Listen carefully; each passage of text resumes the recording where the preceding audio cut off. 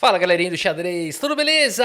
Copa do Mundo, 3 vagas para o torneio de candidatos, galera.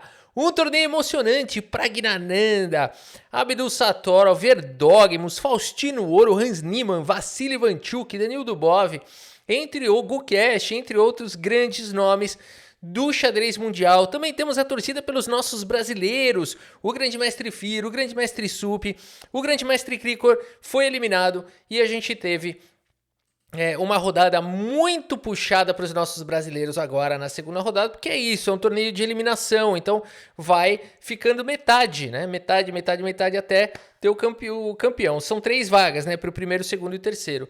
E já nessa segunda rodada tivemos desafios grandes. O Fir jogou contra o Fedosiev e o Sup jogou aqui contra o Richard Rapport, galera, né? Então não foi o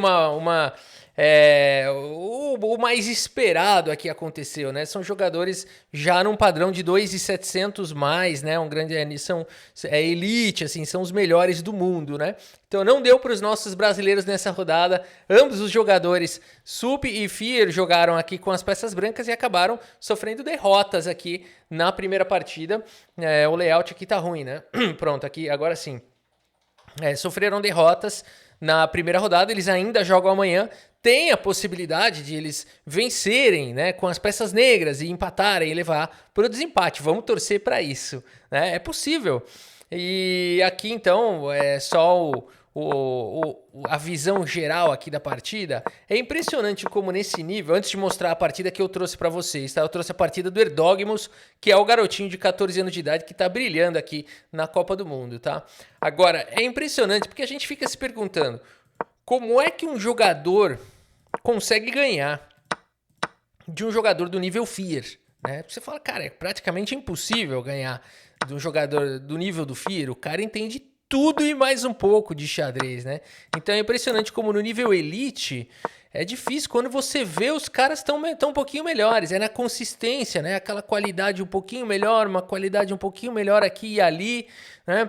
Faz uma imprecisão ou outra, mas é curioso, ó, vamos vendo aqui, é curioso como é que pode, né? Uma partida tecnicamente super difícil. O Fir tá jogando bem demais aqui. Lance 27 de igual para igual. Mas a posição vai ficando cada vez mais difícil de achar os lances aqui com as brancas. Vejam as pretas aqui atacando. Aqui um lance errado. Eu teria que ter jogado G4. Aqui são lances difíceis, né, de encontrar. Rei H2. Quem jogaria Rei H2? Levanta a mão aí, deixa eu ver. Quem levantou a mão pode ir embora da sala. É tudo mentiroso. Porque não dá, é difícil. Aqui torre H1, cavalo C6. E aqui, pouco a pouco, ó, sem perceber, de repente vem um cavalo A7 e aqui perdeu um peão. A dama tem que continuar defendendo o cavalo. Vejam que ficou tudo sobrecarregado aqui, né? Então aqui o Fir já tem dificuldade. Ele ainda encontra o melhor lance da posição, atacando a dama. Dama por torre foi jogado, dama por torre. E aqui então depois de peão toma, bispo toma. Tem uma pressão aqui no peão, parece que conseguiu salvar tudo, mas agora cavalo C6 impede o avanço, coloca a pressão no peão central e tá vindo bispo A3 e esse bispo vai tomar o cavalo e vai cair o peão, né? Então vejam como entra num final já vencedor aqui nas mãos do Fedosiev, é um final vencedor já. Então vejam que o problema foi no meio jogo, né? E quando você vê, esse que é o ponto, quando você vê essa posição, você fala, puxa, aqui não dá mais, tá difícil, as pretas vão ganhar, o que eu fiz de errado? Aí você tem que começar a voltar a lance, você percebe que não é um erro nesse nível, é uma série de decisões que não foram tão precisas, é a tal da consistência, né? Então, o jogador de 2.700, o que ele é melhor que os outros de 2.500, 2.600? Na consistência, ele vai na maioria das vezes ele vai achar o melhor lance, né? Ele vai fazer uma precisão absurda. Fez 95.3 numa partida longa, né? E aqui o Fir já tá sobrevivendo com um peão a menos. Já vira mais aquela questão de dar trabalho. Vai que o adversário erra, né? Mas aqui não deu. O Fedosiev jogou com 95.3% de precisão. O Fir jogou super bem a partida, mas não foi suficiente. E aqui abandonou porque não dá mais. A posição começa a entrar em colapso, né?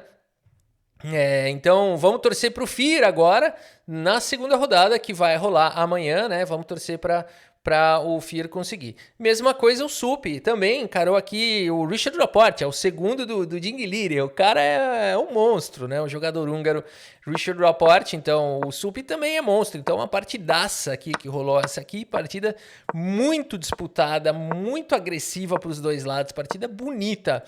Foi jogada aqui entre o Sup e o Richard Rapport.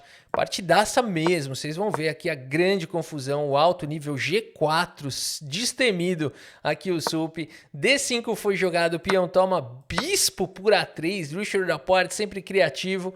E agora tenta tirar proveito aqui do cavalo, né? Que vai ficar desprotegido. Sup segue com o cavalo D1, tira o cavalo da ameaça da dama, protege o peão. Por enquanto tá tudo protegido. O bispo agora tá atacado e também tem uma pressão no peão. Aqui E5 no limite, cara. Que isso? Só os lances finos, né? Não salvando o bispo, mas atacando o cavalo. E agora cavalo vem para F5, temos trocas e o bispo vem para B4, C3 aqui, esse lance provocou esse avançozinho e agora o bispo volta para a casa de D6, o jogo vai embora, bispo G5, cavalo de bem D7, cavalo vem para o jogo, por enquanto o material tá igual, a posição parece equilibrada, B4 foi jogado, dama vem para C4, propõe trocas, a dama vai lá para B8, dama passa para outro lado, boa leitura da posição aqui do Sup, o plano é esse mesmo, rei H8 e aqui cavalo C4, uau, o Sup tá jogando bem demais, lance 21, o Richard Rapport tá um pouquinho melhor no relógio, né? Mas o Sup tem uma boa posição. Apesar do rei aqui no cenário, isso é que é legal, né? Olha o tanto de risco que o Sup tá assumindo aqui nessa partida, tá jogando pra cima mesmo. A5 foi jogado o melhor lance da posição e aqui roque, a coisa certa. Bispo C5, torre vem pra coluna D, A4 vem disparando com os peões e aqui depois de peão toma e dama toma. Bispo D2, notem aqui, tá tudo protegido, o bispo defende o cavalo protege o peão, a dama tá atacada, e aqui dama B8, a dama volta lá, volta tudo. Bispo C3 foi jogado, bispo B4, e aqui o Sup tem uma situação difícil, os computadores apontam aqui bispo por E5, um lance difícil de encontrar, né?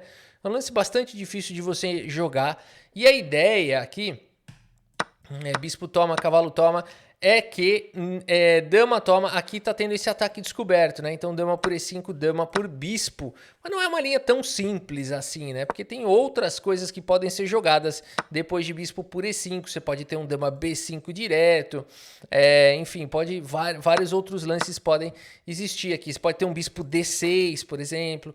Então a partida poderia ir embora, mas seria um ótimo lance aqui para o Sup bispo por E5. O Sup acabou jogando aqui o lance D6 e agora o Richard Rapport fica um pouquinho melhor depois das trocas e dispara aqui o peão passado, né? Sup ainda no jogo, torre de F em E1, torre A4, coloca essa cravada incômoda, dama G3 foi jogado, sai da cravada, dá liberdade para o cavalo, torre vem para a coluna E, torre B1 ataca aqui agora a dama, e a dama escapa para a casa de A8, e torre B4 propondo trocas. Sup tá jogando bem demais, galera, lance 32, posição praticamente equilibrada, né? Pelo menos no nosso olhar, assim, humano, tá equilibrado, né? Se tiver a barrinha dando alguma pontuação aqui, mas a questão material, por enquanto, tá igual, peças, ataque. O rei do Sup parece um pouco mais exposto, mas a gente não vê um problema direto. Não tem bispo, esses cavalos estão longe. Vamos ver como segue o jogo. E4 foi jogado, dama vem para casa de E3. E aqui temos trocas, torre toma, peão toma e a dama centraliza aqui na casa de D5.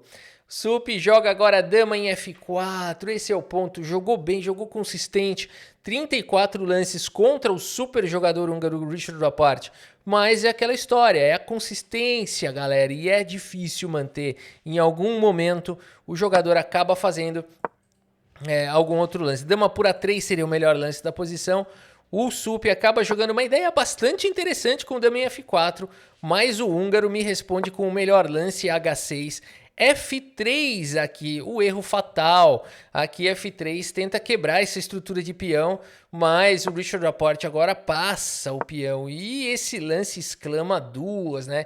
Tirando proveito aqui da cravada do cavalo. Esse lance não parece tão bom que você fala aqui, é só tomar, né? Foi o lance jogado. Mas agora, dama D1, olha o que o Richard Rapport aprontou aqui. Dama D1, joga o rei para longe, dama C2, e aqui já não tem mais como evitar. perda de material, né? Então aqui nessa posição o Richard Laporte simplesmente vai para as trocas, mas tem uma peça caindo aqui, uma peça a mais, peão passar, esse peão tudo bem tá caindo, mas aqui uma peça a mais simplesmente, o Richard Laporte centraliza a dama, e nessa posição o nosso querido Luiz Paulo Suppi abandona aqui a partida. Amanhã teremos outra rodada, Suppi vai jogar com as peças pretas, vai jogar agressivo, provavelmente, e a gente pode ter uma vitória do Brasil, levando, portanto, para o desempate, levando para outro dia para os tie-breaks. Vamos torcer para o Suppi e para o Fir para que isso aconteça. E agora, então, uma precisão absurda, né, de 96 aqui para o Richard Laporte.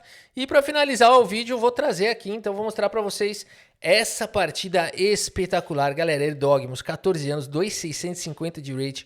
O cara tá avançando na Copa do Mundo. É muito legal, eu nunca vi nada igual assim nessa idade. Nunca tinha visto nada parecido. Vamos lá. Erdogmos abre aqui com o peão do rei E4. O adversário mestre internacional Xixu Wang responde aqui com E5. Temos aqui o desenvolvimento dos cavalos e a abertura Rui Lopes com bispo B5. Cavalo, defesa Berlim, galera, diretamente contra-atacando o peão central. E aqui o lance mais jogado é Roque, mas o Erdogmos preferiu jogar como jogaria Magnus Carlsen aqui nessa posição, o lance D3. Temos o lance bispo C5 desenvolvendo, o cavalo vem para D2, todo mundo coloca os reis em segurança e o Wang Xixu coloca uma proteção no peão central. Dá mobilidade para o bispo, dá liberdade para o cavalo. Temos o lance C3, dando mais mobilidade também para as peças. Cavalo em E7 foi jogado D4, diretamente ataca o bispo. E depois das trocas, o bispo recua para a casa de B6. E o Erdogmos segue melhorando a posição da torre, com torre 1. Bispo G4, uma cravada incômoda. H3 questiona o bispo mantém a atenção. E aqui o Erdogmos volta o bispo para a casa de F1, possivelmente pensando num G4, né? Para isso que ele trouxe o bispo para cá.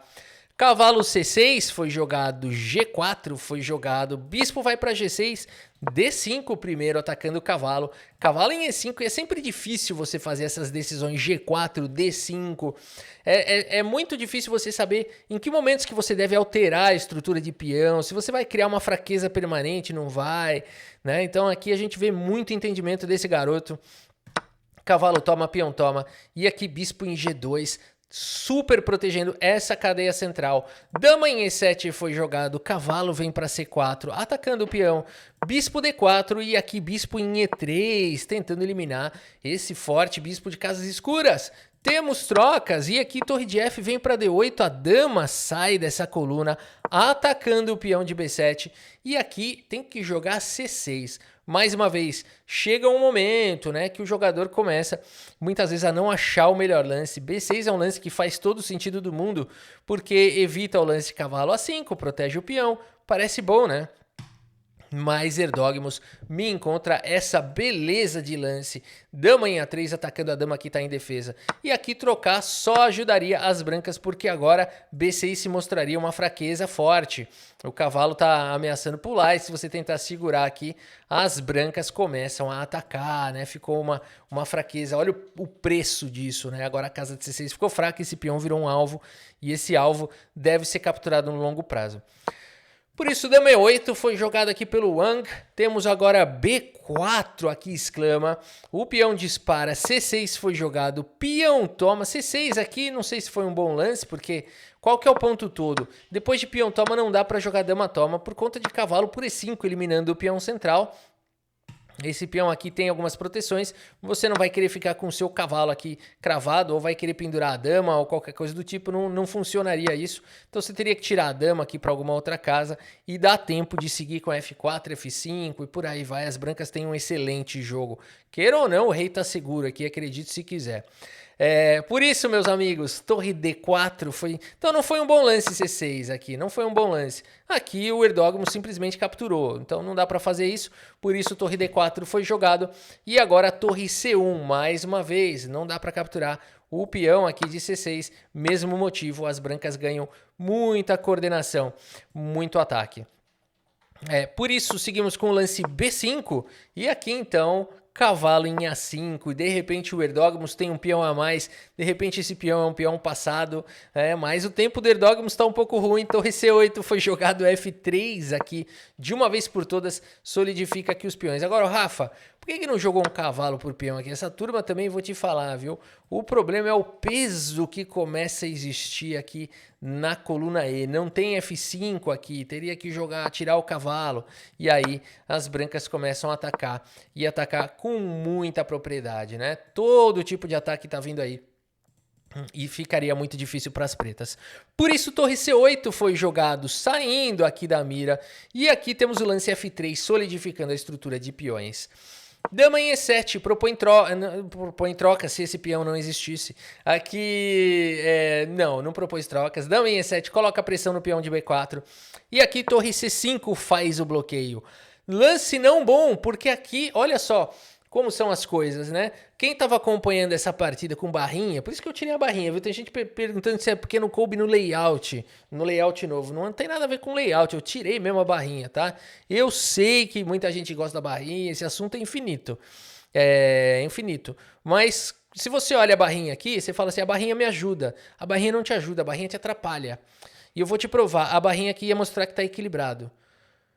Sabe por quê? O único lance que a posição é equilibrada. Então, se você olha a barrinha, você bate o olho nessa posição, você pensa que está equilibrado. As brancas estão ganhando de longe aqui.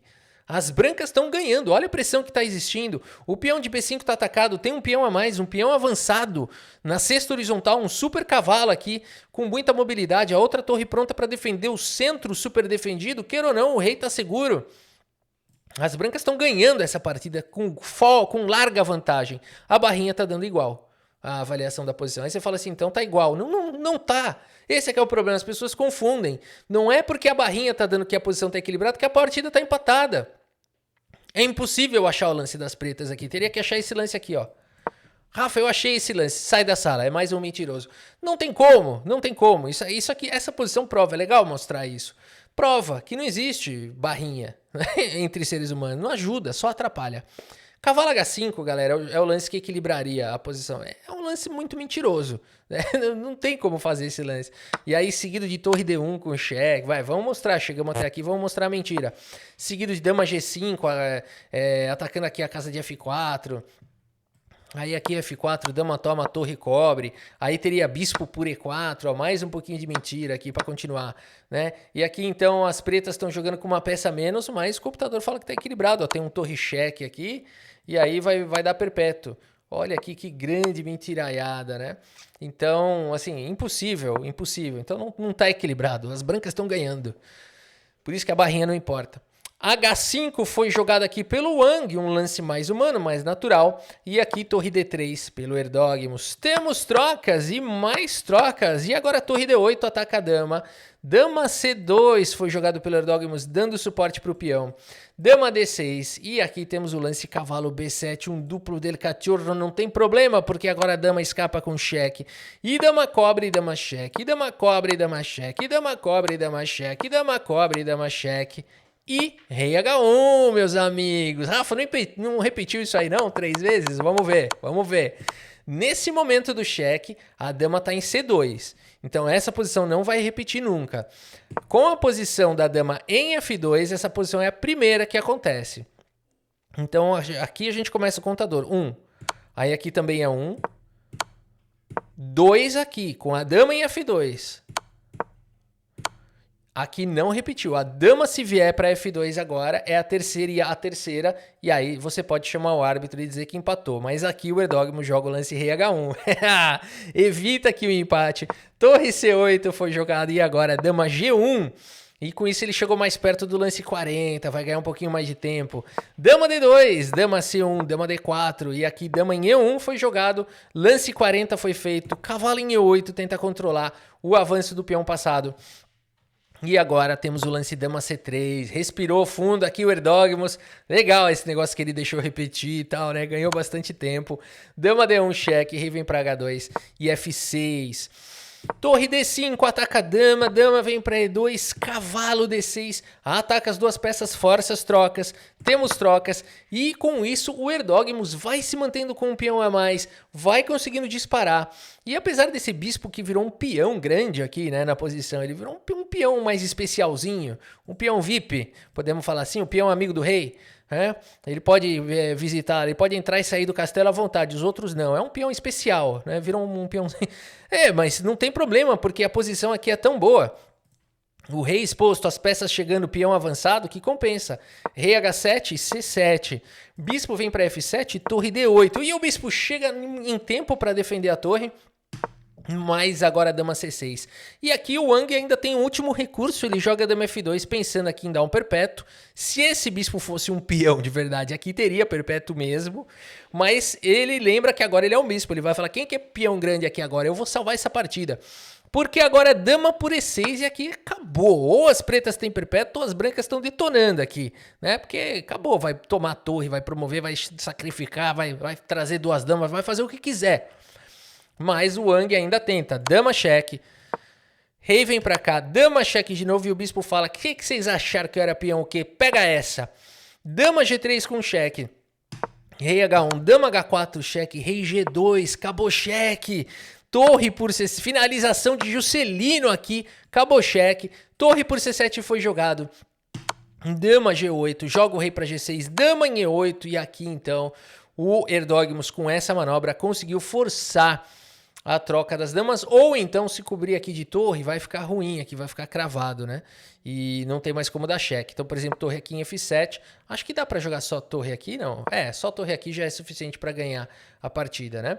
Por isso, seguimos com o lance rei G5, e agora o Erdogmus conseguiu aqui forçar as trocas das damas. Tem uma peça a mais, né? Por um peão. Que ele recupera agora, ou seja, uma peça limpa. Tudo bem que aqui vai cair um peãozinho depois desse cheque, mas temos agora essa rede de mate aqui. E por isso, nessa posição, Wang Xishuang abandona aqui a partida. Abandonou porque não dá mais, o mate tá vindo. Tem uma maneira de evitar o mate? Tem duas, ou G6 ou F5. As duas são ruins. Vamos colocar aqui uma possível continuação. G6, parece lógico. Torre G8, galera, essa posição tá entrando em colapso. O rei tem que tentar escapar do mate aqui, ó. E caem todos os peões praticamente. Aqui tanto faz, vou tentar atacar o peão. Aqui você pode jogar um torre cheque e defender o peão. E vai ter um final promissor aqui. Uma peça a mais, um peão a mais, não dá para jogar isso daqui não no alto nível, né? Não no nível elite. Muito bem, vamos dar uma olhada aqui no relatório. Erdogmus chegando na segunda rodada, 96,1% de precisão para o garotinho, 91,6% para o Xishuang. O Xishuang joga bem, o Xishu, mas não deu. O Xishuang pro menino Erdogmus, cara, 14 anos, como é possível isso? O cara acertou quase todos os lances, ó. É bizarro, né? Ele não cometeu nenhum erro na partida inteira. Os números são assustadores. 3 imprecisões, o outro cometeu um pouquinho mais, ó, 5 imprecisões e um erro, né? É bizarro o nível que esses caras jogam. E é isso, galera. A gente segue acompanhando, só finalizando aqui, mostrando alguns resultados também aqui do Gukesh empatou, teve bastante empate, Edis Gurel, olha aí, o Cori, o Bujanzi, muita gente empatou aqui, né? O Vityugov, Teodorou, o Indit, o Nikita Petrov, esse é outro, hein? Não é o que jogou com o Krikor, tem 2 Petrov jogando aqui, o Sindarov ganhou, o Mamediarov, lenhador, ganhou do cantor. Aqui, quem mais? Etienne Bacro ganhou do Nils Grandelius. Olha aí, o que é isso, meus amigos? Quem que estava estudando com o Nils Grandelius? Não era o Navara? Eu acho que o segundo do Nils Grandelius é o Navara. Eu não tenho certeza disso. Bom, aqui eu ouvi falar, não sei se é verdade. Aqui Grigoriy Parin, até quinta série, não. Aqui Jordan Van Forest empatou, teve bastante empate. Acho que o Hans Niemann também empatou, Abdul Satorov, Wesley So, né? O Nepo também empatou, se eu não me engano, Yakubev. A Wander Dieng venceu o Max, mandou ele Varmerdan. Aqui temos quem mais? Jan Nepomniachtchi empatou, Joe Bava, Jeffrey Chong venceu. Cara, é muita gente, né? O Suleimani, é muita gente aqui. A gente segue acompanhando. Aqui o Erigais ganhou, grande Eriga. A gente segue acompanhando a Copa do Mundo 2025. Espero que vocês tenham gostado aqui das partidas e do vídeo. Muito obrigado pela sua audiência. Um grande abraço para todos vocês. E até a próxima. Valeu!